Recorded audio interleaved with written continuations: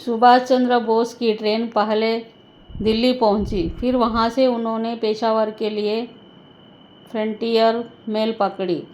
19 जनवरी के देर शाम जब फ्रंटियर मेल पेशावर के कंटोनमेंट स्टेशन में घुसी तो मियां अकबर शाह बाहर निकलने वाले गेट के पास खड़े थे।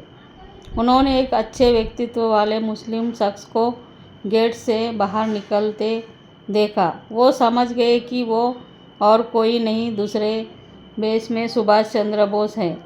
अकबर शाह उनके पास गए और उनसे एक इंतजार कर रहे तांगे में बैठने के लिए कहा। उन्होंने तांगे वाले को निर्देश दिया कि वो इन साहब को डिन होटल ले चले। फिर वो एक दूसरे तांगे में बैठे और सुभाष के तांगे के पीछे चलने लगे।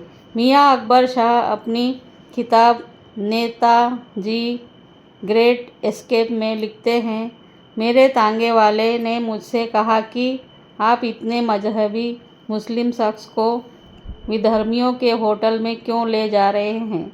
आप उनको क्यों नहीं ताजमहल होटल ले चलते, जहां मेहमानों के नमाज पढ़ने के लिए जानमाज और वजू के लिए पानी भी उपलब्ध कराया जाता है। मुझे भी लगा कि बोस के लिए ताजमहल होटल ज़्यादा सुरक्षित जगह हो सकती है, क्योंकि डिन होटल में पुलिस के जासूसों के होने की संभावना हो सकती है। वे आगे लिखते हैं, लिहाजा बीच में ही दोनों तांगों के रास्ते बदल गए। ताजमहल होटल का मैनेजर मोहम्मद जियाउद्दीन से इतना प्रभावित हुआ कि उसने उनके लिए फायरप्लेस वाला एक सुंदर कमरा खुलवाया। अगले दिन मैंने सुभाष चंद्र बोस को अपने एक साथी आबाद खां के घर पर शिफ्ट कर दिया। वहां पर अगले कुछ दिनों में सुभाष बोस ने जियाउद्दीन का वेश त्याग कर एक बहरे पठान का वेश धारण कर लिया। ये इसलिए भी जरूरी था क्योंकि सुभाष स्थानीय पश्तो भाषा बोलना नहीं जानते थे। सुभाष के पेशावर पहुंचने से पहले ही अकबर ने तय कर लिया था कि फॉरवर्ड ब्लॉक के 2 लोग मोहम्मद शाह और भगत राम तलवार बोस को भारत की सीमा पर पार कराएंगे। भगत राम का नाम बदलकर रहमत खां कर दिया गया। तय हुआ कि वो अपने गूंगे बहरे रिश्तेदार जियाउद्दीन को अड्डा शरीफ की मजार ले जाएंगे, जहां उनके फिर से बोलने और सुनने की दुआ मांगी जाएगी। 26 जनवरी 1941 की सुबह मोहम्मद जियाउद्दीन और रहमत खां एक कार में रवाना हुए। दोपहर तक उन्होंने तब के ब्रिटिश साम्राज्य की सीमा पार कर ली। वहां उन्होंने कार छोड़ उत्तर पश्चिमी सीमांत के उबड़-खाबड़ कबायली इलाके में पैदल बढ़ना शुरू कर दिया।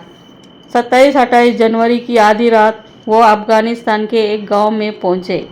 मियां अकबर शाह अपनी किताब में लिखते हैं, इन लोगों ने चाय के डिब्बों से भरे एक ट्रक में लिफ्ट ली और 28 जनवरी की रात जलालाबाद पहुंच गए। अगले दिन उन्होंने जलालाबाद के पास अड्डा शरीफ मजार पर जियारत की। 30 जनवरी को उन्होंने तांगे से काबुल की तरफ बढ़ना शुरू किया। फिर वो एक ट्रक पर बैठकर बुक खाक के चेक पॉइंट पर पहुंचे। वहां से एक अन्य तांगा कर वो 31 जनवरी 1941 की सुबह काबुल में दाखिल हुए। इस बीच सुभाष को गोमो छोड़कर शिशिर 18 जनवरी को कलकत्ता वापस पहुंच गए और अपने पिता के साथ सुभाष चंद्र बोस के राजनीतिक गुरु चित्तरंजन दास की पोती की शादी में सम्मिलित हुए। वहां जब उनसे लोगों ने सुभाष के स्वास्थ्य के बारे में पूछा तो उन्होंने जवाब दिया कि उनके चाचा गंभीर रूप से बीमार हैं। सौगत बोस अपनी किताब हिज मैजेस्टीज अपोनेंट में लिखते हैं, इस बीच रोज सुभाष बोस के एल्गिन रोड वाले घर के उनके कमरे में खाना पहुंचाया जाता रहा। वो खाना उनके भतीजे और भतीजियां खाते रहे ताकि लोगों को आभास मिलता रहे कि सुभाष अभी भी अपने कमरे में हैं। सुभाष ने शिशिर से कहा था कि अगर वो 4 या 5 दिनों तक मेरे भाग निकलने की खबर छिपा गए तो फिर उन्हें कोई नहीं पकड़ सकेगा। 27 जनवरी को एक अदालत में सुभाष के खिलाफ एक मुकदमे की सुनवाई होनी थी। तय किया गया कि उसी दिन अदालत को बताया जाएगा कि सुभाष का घर में कहीं पता नहीं है। सुभाष के 2 भतीजों ने पुलिस को खबर दी कि वो घर से गायब हो गए हैं। ये सुनकर सुभाष की मां प्रभावती का रोते रोते बुरा हाल हो गया। उनको संतुष्ट करने के लिए सुभाष के भाई शरत ने अपने बेटे शिशिर को उसी वार्डर कार में सुभाष की तलाश के लिए कालीघाट मंदिर भेजा। 27 जनवरी को सुभाष के गायब होने की खबर सबसे पहले आनंद बाजार पत्रिका और हिंदुस्तान हेराल्ड में छपी। इसके बाद उस राइटर्स ने उठाया जहां से ये खबर पूरी दुनिया में फैल गई। ये सुनकर ब्रिटिश खुफिया अधिकारी न सिर्फ आश्चर्यचकित रह गए बल्कि शर्मिंदा भी हुए।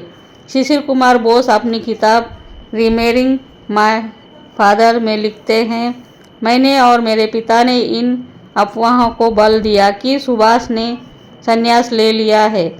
जब महात्मा गांधी ने सुभाष के गायब हो जाने के बारे में टेलीग्राम किया तो मेरे पिता ने 3 शब्द का जवाब दिया, सरकमस्टांजेस इंडिकेट रिनुंसिएशन। लेकिन वो रविंद्रनाथ टैगोर से इस बारे में झूठ नहीं बोल पाए। जब टैगोर का तार उनके पास आया तो उन्होंने जवाब दिया, सुभाष जहाँ कहीं भी हो उन्हें आपका आशीर्वाद मिलता रहे। उधर जब वायसराय लिनलिथगो को सुभाष बोस के भाग निकलने की खबर मिली तो वो बंगाल के गवर्नर जॉन हर्बर्ट पर बहुत नाराज हुए। हर्बर्ट ने अपनी सफाई में कहा कि अगर सुभाष के भारत से बाहर निकल जाने की खबर सही है तो हो सकता है कि बाद में हमें इसका फ़ायदा मिले। लेकिन लिनलिथगो इस तर्क से प्रभावित नहीं हुए। उन्होंने कहा कि इससे ब्रिटिश सरकार की बदनामी हुई है। कलकत्ता की स्पेशल ब्रांच के डिप्टी कमिश्नर ने वीवी जॉन व्रिन का विश्लेषण बिल्कुल सटीक था। उन्होंने लिखा, हो सकता है कि सुभाष सन्यासी बन गए हैं, लेकिन उन्होंने ऐसा धार्मिक कारणों से नहीं बल्कि क्रांति की योजना बनाने के लिए किया है। 31 जनवरी को पेशावर पहुंचने के बाद रहमत खां और उनके गूंगे बहरे रिश्तेदार जियाउद्दीन लाहौरी गेट के पास एक सराय में ठहरे। इस बीच रहमत खां ने वहां के सोवियत दूतावास से संपर्क करने की कोशिश की, लेकिन उन्हें सफलता नहीं मिली।